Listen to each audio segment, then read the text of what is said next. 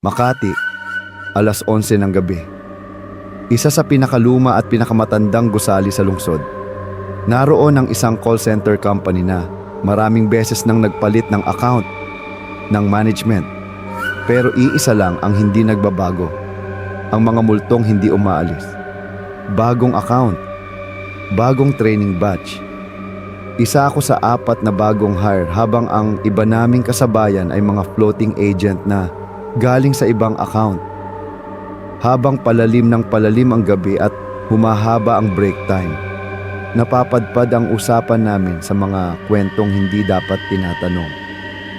Nagsimula ito nang tinanong ko kung pwede na ba kaming gumamit ng sleeping quarters kasi 2 linggo pa lang kami sa company. Sabi ng trainer namin, pwede naman, pero huwag mong pipiliin yung unang kama pagpasok mo sa may dulo ng hallway. Bakit? Tanong ko. Doon madalas nagpaparamdam, lalo na kapag madaling araw. Mararamdaman mo raw may humihiga sa tabi mo. Minsan, may kumakalabit pa. Tumawa ako. Hindi ako naniniwala nun. Pero isang gabi, matapos ang napakahabang shift, wala nang ibang bakanting kama kundi yung nasa unahan. Pagod na ako. Siguro guni-guni lang nila yon. Nahiga ako. Alas 3 ng madaling araw. Nagising ako sa biglang lamig. Tahimik ang buong kwarto.